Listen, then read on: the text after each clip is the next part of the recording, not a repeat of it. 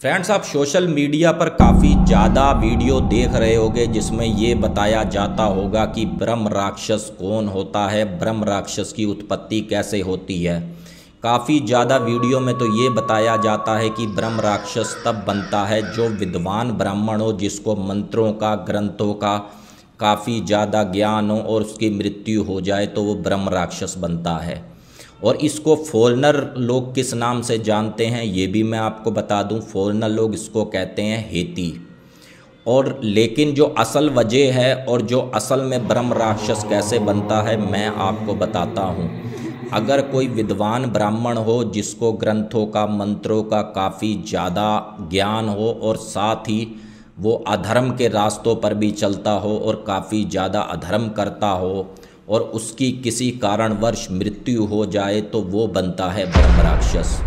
तो आज की वीडियो फ्रेंड्स हमारे पास आई है मुजफ्फरनगर से, जहाँ पर एक गांव पड़ता है भोलापुर। मैंने गांव का नाम बदल दिया है क्योंकि उन्होंने कहा था कि भैया गांव का नाम बदल देना।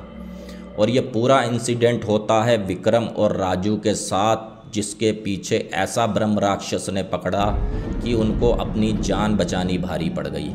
वीडियो शुरू करने से पहले चैनल का इंट्रो।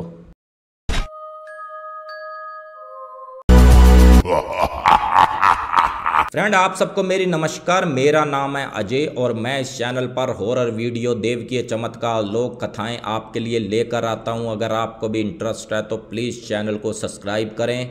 और आपके पास भी कोई भी ऐसा एक्सपीरियंस है तो प्लीज़ हमारे चैनल का डिस्क्रिप्शन खोलें, फेसबुक, जीमेल, कहीं भी आप हमको भेज सकते हैं। फ्रेंड्स, ये कहानी है विक्रम और राजू की। मैं आपको बता दूं, इन दोनों युवाओं की एज होती है लगभग 22 साल आप लगा लो।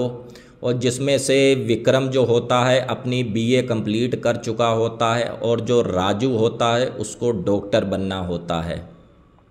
लेकिन थोड़ा सा जो राजू होता है खाने पीने का भी काफ़ी ज़्यादा शौकीन होता है कि चलो अगर कहीं शादी पार्टी मिल गई तो इस टाइप का 1-2 पैक मार लो, कोई ज़्यादा वो वाली बात नहीं थी। लेकिन जो विक्रम होता है वो थोड़ा सा डरपोक टाइप का भी होता है कि अपने घर वालों से कि घर में पता ना चल जाए। लेकिन वो भी ऐसा साधु संत नहीं होता कि हाँ भाई उसको कभी पैक लगाने नहीं, शौकिया वो भी लगा लेते हैं। ये लोग करते क्या हैं, इनके अगर इनविटेशन आता है शादी का बिजनौर के लिए, ये बोलते हैं कि भाई बिजनौर शादी है, क्या चलें साथ साथ। और काफ़ी ज़्यादा दिन हो गए हम कहीं घूम कर भी नहीं आए, इसी बहाने थोड़ा बहुत हमारा सेलिब्रेट हो जाएगा, थोड़ा बहुत एंजॉय हो जाएगा। ये दोनों जने तैयार होते हैं और अपने घर से निकलते हैं बारात के लिए। बारात की बस पर बैठते हैं और वहाँ पहुँच जाते हैं बिजनौर किसी गाँव में। अब बारात ने क्या करना होता है, एक दिन बारात वहाँ रुकती है और अगले दिन बारात की विदाई होती है। और काफ़ी ज़्यादा ये एंजॉय करते हैं, वहाँ पर घूमते फिरते हैं। और जिस दोस्त की शादी पर गए हुए होते हैं उसको पहले ही बोल देते हैं कि भाई एक बोतल हमारे लिए अलग से रख दे क्योंकि तेरी शादी है, हमारा एंजॉय वही चलेगा। अब ये एंजॉय इन पर कितना ज़्यादा भारी पड़ने वाला था ये तो आप पूरी वीडियो देखोगे आपको फ्रेंड्स तभी पता चलेगा। और किस तरीके से ब्रह्म राक्षस ने इनका रातों की नींद छीन ली, इनका जीना हराम किया है। जैसे ही शादी निपटती है और शाम देर इनको लगती है कि भाई चलो अब हम पैक लगाते हैं, ये अपने गांव से थोड़ा सा बाहर निकलते हैं और एक पेड़ ढूंढते हैं बरगद का। ये सोचते हैं क्यों ना वहाँ बैठकर पिएं। लेकिन जो विक्रम होता है थोड़ा सा, आपको मैंने बताया था डरपोक टाइप का होता है, तो वो ये कहता है मैंने 1-2 मूवी में देखा है कि भाई बरगद का पेड़ और पीपल का पेड़ काफ़ी ज़्यादा हॉरर होते हैं और उसके नीचे खाना पीना ऐसी चीज़ें, एक्टिविटी हमको नहीं करनी चाहिए। तो इस पर राजू कहता है तू भी पढ़ा लिखा इंसान होकर और तू 21वीं सदी में चल रहा है, तू ऐसी बातें करता है, तुझे शोभा देती हैं, हट। इस टाइप का उसको झाड़ता है और विक्रम को भी ज़बरदस्ती लेकर चला जाता है। अब जैसे ही ये बैठते हैं वहाँ पर तो आपको पता ही है भाई अगर पेड़ हैं कहीं ऐसे पुराने तो लाजमी सी बात है गांव देहात में खेत भी होते हैं। गांव का एक बुजुर्ग आता है, वो इनसे ये कहता है, बोले बेटा आप कहाँ से आए हो। तो वो बताते हैं कि हम ऐसे ऐसे शादी पर आए हुए हैं, बाराती हैं। तो बेटा इस पेड़ के नीचे मत बैठो, ये पेड़ आपके लिए सही नहीं है। आपने अगर कुछ खाना पीना है तो यहाँ से थोड़ा सा दूर हमारी बोरिंग है, वहाँ पर आप बैठ के खा लो, कोई मना नहीं है। अब आप तो हमारे मेहमान हो, लेकिन इस पेड़ के नीचे मत बैठो। अब काफ़ी ज़्यादा विक्रम को इस पर डर लगा, तो विक्रम एकदम से झल्लाते हुए पूछा, बोला अंकल जी ऐसी क्या दिक्कत है यहाँ पर, कोई हमको आप बताओ। बोले बेटा यहाँ पर काफ़ी ज़्यादा अप्रिय घटनाएं हो चुकी हैं और एक दो आदमियों की तो यहाँ उन्होंने फांसी लगाई और मर भी गए, और साथ ही यहाँ पर एक हमारे गांव के ब्राह्मण थे जो काफ़ी ज़्यादा विद्वान थे लेकिन अधर्मी भी थे, तो वो भी यहाँ पर फांसी लगाकर अपने घर के क्लेश की वजह से उन्होंने अपनी जान दे दी थी। तो बेटा तुम कोशिश यही करो कि यहाँ से हट जाओ तो आप सही रहोगे। तो वो अंकल ये बात कहते हैं और चले जाते हैं। तो विक्रम कहता है चल भाई तू यहाँ से चल, यहाँ पर बैठना खतरे से खाली नहीं है। तो राजू बोला फिर से तूने वही अपना रेडियो चालू कर दिया, जब तुझे मैंने समझाया था कि ये सारी बातें पुरानी हैं, इस टाइप का कुछ नहीं होता, ये सब बकवास की बातें होती हैं, ये तो सब फिल्मों में होता है, लेकिन अगर सच में अनुभव हो जाए तो फिर तो कहने ही क्या। अपनी बोतल खोलते हैं, जहाँ पर इनको 2-2 पैक लगाने होते हैं, ये अच्छे खासे सेट हो जाते हैं, क्योंकि इनको तो ये भी डर नहीं होता कि हमको घर जाना है कि घर वाले क्या कहेंगे। और राजू की गलती इतनी होती है, राजू का बाथरूम उसकी पैंट में निकल जाता है, इतने ज़्यादा सेट होते हैं। और विक्रम जैसे तैसे उसको उठा कर ले जाता है और उसी घर में पहुंचते हैं। अपने दोस्त से कहते हैं कि लगता है राजू की ज़्यादा ही दारू चढ़ गई है, तो उसको साइड से एक बिस्तर दे दिया जाता है और राजू वहां पर सो जाता है और विक्रम उसके इस बगल वाली चारपाई पर सो जाता है। जैसे ही सुबह होती है और विदाई का समय आता है, सब लोग बस पर बैठते हैं और चल देते हैं। उसी समय से ही राजू जो काफ़ी ज़्यादा बोलने चलने वाला लड़का होता है, अब चुपचाप नज़र आता है, साइलेंट नज़र आता है। आप ये समझ लो बिजनौर और मुजफ्फरनगर की दूरी काफ़ी ज़्यादा है और वो पूरी बस में 1 मिनट भी उसने कोई बात नहीं की और काफ़ी ज़्यादा गुमसुम रहा। इस पर विक्रम ये सोच रहा था कि लगता है रात को इसको ज़्यादा चढ़ गई थी, इस वजह से इसका तबीयत ख़राब हो गई या कुछ भी, अपने मन में उसके काफ़ी ज़्यादा सवाल आ रहे थे। अब जैसे ही विक्रम और राजू अपने अपने घर चले जाते हैं, और राजू जो होता है वो भी किसान परिवार से होता है, और मैं आपको बता दूं राजू के घर में 2 भाई होते हैं। ये जो एक भाई बड़ा इसका होता है वो आर्मी में होता है, तो घर नहीं होता। जो इनकी माँ होती हैं काफ़ी समय पहले इनका साथ छोड़कर जा चुकी होती हैं।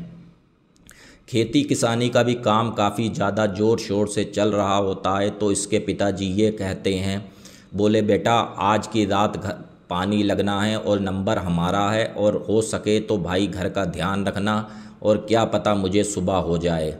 जो काफ़ी ज़्यादा अपने आप को तेज़ तरार समझता था राजू, लेकिन अब उसके मन में ऑटोमेटिक ही ऐसा भय बैठ गया था जैसे वो कमरे में जाने से डर रहा था, जैसे कोई कमरे में हो। और वो विक्रम को बुलाता है, विक्रम मेरे भाई तू ऐसा कर, आज यहाँ सो जा क्योंकि पिताजी जा रहे हैं। और ये पहला कोई ऐसा इंसिडेंट नहीं था कि खेती में कि उसके पिताजी, काफ़ी बार राजू अपने घर में अकेला सोता था, लेकिन इस बार उसको काफ़ी ज़्यादा घबराहट हो रही थी, डर लग रहा था। तो विक्रम आ जाता है और उसके घर में उसका साथ सोने के लिए। अब रात लगभग 11 बजे तक तो ये काफ़ी ज़्यादा बातें करते हैं। राजू भी कुछ और उसका हटता है, नॉर्मल होता है। जैसे ही रात के लगभग 12:30-1 बजते हैं तो काफ़ी ज़्यादा राजू के दरवाजे की आवाज़ खटखटाहट की आती है, जैसे कोई लग रहा है कि आज ये दरवाज़ा तोड़ ही देगा। विक्रम की आंख खुलती है, विक्रम कहता है राजू देख लगता है तेरे पापा आ गए, जाकर भाई दरवाज़ा खोल। और जैसे ही दरवाज़ा खोला जाता है और वो दोनों तरफ सड़क के झांकता है, दूर दूर तक कोई नहीं होता, बस एक ही मेंढकों की आवाज़ आ रही होती है और कीड़ों की आवाज़ आ रही होती है। वो ये सोचता है लगता है किसी ने मजाक किया है मेरे साथ। राजू फिर से कुंडी लगाता है और अपने बिस्तर पर चला जाता है, और विक्रम पूछता है कौन था, तो इस पर राजू बोला कोई नहीं था। अब यहाँ पर विक्रम को डर लग रहा था। विक्रम ये कह रहा था रात के लगभग 12:45 बज रहा है और पूरे गांव में सन्नाटा है, तो ये दरवाज़ा किसने खटखटाया। अब जैसे ही इसकी आंख लगती है राजू की, तो राजू को वही बरगद का पेड़ दिखता है और वहाँ पर 3 लोग घूमते हुए दिखते हैं राजू को। और एक ब्राह्मण की शक्ल उसको साफ साफ दिख रही थी और ब्राह्मण ये कह रहा था, तूने मेरे स्थान को अपवित्र किया है, मैं तुझे छोड़ूंगा नहीं। इस पर राजू की आंख खुलती है और राजू की चीख निकल जाती है। विक्रम उठता है और उस समय तक समय हो जाता है 3:45। विक्रम बोला भाई क्या हो गया, क्यों चिल्ला रहा है? तो राजू सारी बात बताता है। तो विक्रम कहता है, लगता है वो ब्रह्म राक्षस फिर से आ गया, अब हमको छोड़ेगा नहीं। तो इस पर जैसे तैसे विक्रम शांत करता है, समझाता है और फिर से सोने की ये कोशिश करते हैं, लेकिन अब इनको नींद नहीं आती और इनको काफ़ी ज़्यादा डर महसूस होता है। और जैसे ही सुबह के 4:30 बजते हैं, इनके पिताजी दरवाज़ा खटखटाते हैं तो इनको फिर से डर लगता है कोई अदर शक्ति, कोई काली शक्ति हमारे घर में आ रही है। लेकिन दरवाज़ा खुलता है और पिताजी जैसे ही इनकी तरफ देखते हैं, विक्रम और राजू की तरफ, तो इनकी आंखें ऐसी होती हैं जैसे काफ़ी ज़्यादा रात भर ये रोए हों और आंखें सूजी हुई। तो इनके पिताजी कहते हैं, बोले तुम्हारी आंखें कैसे सूजी हुई हैं, क्या हुआ, क्या कोई चीज़ ऐसी वैसी तो नहीं खा रहे? लेकिन यहाँ पर राजू कुछ नहीं बोलता। अब होता क्या है, सुबह होते ही विक्रम अपने घर चला जाता है और जैसे ही अगली रात फिर से आती है तो इस बार राजू को काफ़ी ज़्यादा डर लग रहा था, क्योंकि आज भी पानी भरना था और खेतों में, क्योंकि आज भी नंबर इनका था। और इस बार विक्रम ने भी मना कर दिया, बोले भाई मुझे डर लगता है तेरे साथ रुकने के लिए, तो भाई मैं नहीं आ पाऊँगा और थोड़ी सी मेरी मजबूरी ये है कि हमारे घर वाले कहीं जा रहे हैं। अब यहाँ पर राजू अकेला होता है और जैसे ही लगभग रात के 12 साढ़े 12 बजते हैं तो क्या होता है, पहले तो दरवाजे में काफ़ी ज़्यादा खटखटाहट की आवाज़ आती है और राजू हिम्मत बांधकर अपना दरवाज़ा खोलने के लिए जाता है तो दरवाज़ा ऑटोमेटिक अपने आप खुल जाता है। अब यहाँ पर राजू ये देखता है कि काफ़ी बड़ी, मतलब काफ़ी आप ये समझ लो 7.5 फुट का कोई आदमी और काफ़ी ज़्यादा उसकी भयानक शक्ल और माथे पर तिलक लगा हुआ और इसको घूरता जा रहा है।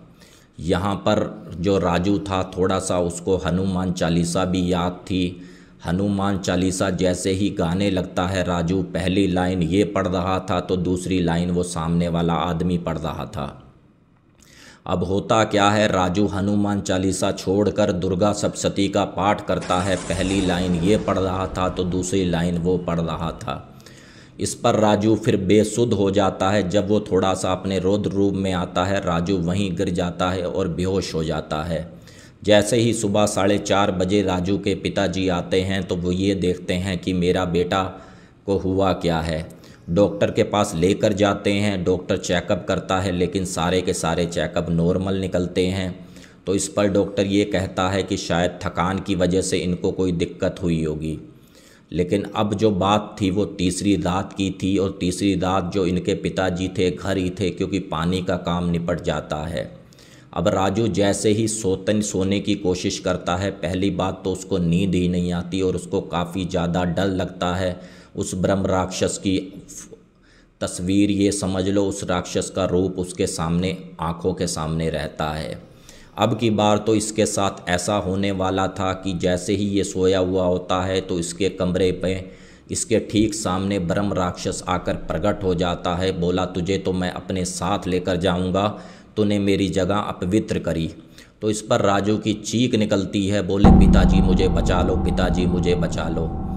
जैसे ही पिताजी आते हैं तो देखते हैं कोई भी नहीं कमरे में होता और बोले क्या हो गया? बोले पिताजी ऐसे ऐसे हमसे गलती हुई थी, हम जब बिजनौर की वहाँ शादी पर गए थे तो हमने ये सब खाया पिया और ऐसे ऐसे मेरा बाथरूम वहाँ निकला और ये मैंने मंत्र जाप किए और कोई ऐसी शक्ति मेरे पीछे पड़ गई है। अब होता क्या है, रात के लगभग 2:30 बज रहे होते हैं, लेकिन इस समय बंदा करे तो करे क्या। उसके पिताजी क्या करते हैं, किचन जाते हैं और हल्का सा नमक लेते हैं और उसके ऊपर से उतारा करते हैं, लेकिन उस उतारे से भी कोई अच्छा खासा फ़र्क नहीं पड़ता। राजू रात भर चिल्लाता है, चीखता है कि मुझे बचा लो, मुझे बचा लो। जैसे तैसे सुबह होती है, गांव के ब्राह्मण के पास लेके जाया जाता है। गांव का ब्राह्मण इससे सब कुछ पूछता है कि विस्तार से मुझे बता कि भाई क्या क्या हुआ था। तो ये सारी बात बताता है। तो गांव का ब्राह्मण राजू के पिता से कहता है, बोले भाई ये और कोई शक्ति नहीं, ये ब्रह्म राक्षस है और इससे पीछा छुड़ाना सबके बस की बात नहीं होती। तो इस पर राजू का पिता बोला कि भाई इस क्यों नहीं छुड़ा सकते इससे पीछा। बोले क्योंकि ये खुद ही मंत्र तंत्र में काफ़ी ज़्यादा विद्वान होते हैं, अगर आप कोई से भी मंत्र पढ़ोगे तो ये उसका तोड़ करना जानते हैं। अब ये बोले कि उसके राजू के पिताजी बोले, भाई पंडित जी कुछ तो ऐसा सुझाव दो, कुछ तो बचाव होगा। तो इस पर पंडित जी ये बोलते हैं, उसी गांव में फिर से तुम्हें जाना पड़ेगा जिस बरगद के पेड़ के नीचे इसने बाथरूम किया था, वहाँ पर जाओ और माफ़िया मांगो, वहाँ पर शुद्धिकरण करवाओ, वहाँ के ब्राह्मण से मिलो। अब वहाँ पर ठीक वैसे वैसे किया जाता है, लेकिन 2-4 दिन तो राजू सही रहता है, लेकिन अगले दिन फिर वही ब्रह्म राक्षस उसके पास आता है। बोले तुझे तो मैं अपने साथ लेकर जाऊंगा। काफ़ी ज़्यादा राजू चीखता चिल्लाता है और इस तरीके से नीचे ज़मीन पर बैठ के काफ़ी ज़्यादा अपने हाथ पटकता है और एक ही बात कहता है, पिताजी मुझे बचा लो, ब्रह्म राक्षस मुझे अपने साथ ले जाएगा, पिताजी मुझे बचा लो। अब काफ़ी ज़्यादा उसके पिताजी भी परेशान, क्योंकि कोई उनकी नॉलेज कोई ऐसी थी नहीं कि हाँ भाई किस तरीके से बचाएं। कोई डॉक्टर हो तो बंदा डॉक्टर के पास ले जाए। सुबह होती है, पड़ोस का एक आदमी आता है, बोले भाई अगर हो सके तो तू उस तांत्रिक को दिखा ले, क्या पता तांत्रिक सही कर दे। और ये जो तांत्रिक होता है फ्रेंड्स, मैं आपको बता दूं, ये समझ लो सीधे सीधे भगवान शिव का इस पर हाथ होता है और अघोर विद्या ही आप कह लो, अघोर विद्या से ये भक्ति करता है। इसके पास लेकर जाया जाता है और इसको सारी बात बताई जाती है।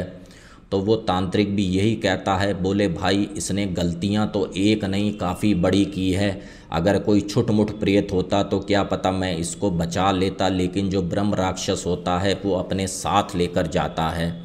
अब हमको अगर इसको बचाना है तो इसके लिए हवन करना पड़ेगा और यज्ञ करना पड़ेगा, और ये यज्ञ कम से कम 7 दिन का चलेगा, जिसकी वजह से जो वो ब्रह्म राक्षस है, जो एक ब्राह्मण था, उसको भी मुक्ति मिलेगी। और लगभग 5 दिन तक वो यज्ञ चलता है। और मैं आपको बता दूं, जैसे ही 5वां दिन आने को होता है और उस दिन का यज्ञ का जो अनुष्ठान का समय होता है, तो पता चलता है राजू ने अपने कमरे में फांसी लगा ली और ये दुनिया छोड़कर चला गया। अब होता क्या है, जब ये सारा इंसिडेंट देखते हैं तो जो राजू के पिता होते हैं काफ़ी ज़्यादा बेसुध हालत में होते हैं, लेकिन अब यही एक्टिविटी कहीं ना कहीं विक्रम के साथ होने लग गई। लेकिन विक्रम ने कुछ भी ऐसा नहीं किया था, तो ब्रह्म राक्षस ने उसको बख्शा, क्योंकि विक्रम सीधा पहुंच गया मेहंदीपुर बालाजी और वहां पर उसने हाजिरियां लगवाई। और जब ब्रह्म राक्षस आकर खेला उस पर, विक्रम पर, तो उसने ये बोला कि इसने किया तो कुछ नहीं था ऐसा, लेकिन मैं ले जाना तो इसे भी साथ जाता चाहता था, लेकिन मैं इसको छोड़ रहा हूँ क्योंकि ये मुझे भी भगवान हनुमान के धाम लाया है, इस कारण मैं उसको छोड़ रहा हूँ। और इंसिडेंट तो काफ़ी ज़्यादा विक्रम के साथ भी हुए थे, लेकिन विक्रम किसी वजह से बच जाता है और जो इसका दोस्त राजू होता है वो ये दुनिया छोड़कर जा चुका होता है। तो ये स्टोरी फ्रेंड्स हमको भेजी है विक्रम ने, और विक्रम ने ये कहा, भैया ये पूरा इंसिडेंट सन 1996 का है और ये काफ़ी पुरानी बात है। तो पहले तो हमने सोचा कि हम किसी को क्या बताएं, लेकिन आपकी स्टोरी हमारे सामने आ गई तो हमने आपको ये पूरा इंसिडेंट शेयर कर दिया। बाकी फ्रेंड्स, अगर आपके पास भी कोई भी ऐसा इंसिडेंट है, कुछ भी स्टोरी है, तो प्लीज़ हमको सेंड करें। आपका भी एक्सपीरियंस हम ऐसे ही वीडियो के माध्यम से सुनाएंगे। बाकी अगर चैनल को सब्सक्राइब नहीं किया तो प्लीज़ चैनल को सब्सक्राइब कर दें। मिलते हैं एक बार फिर से नई स्टोरी में। हर हर महादेव।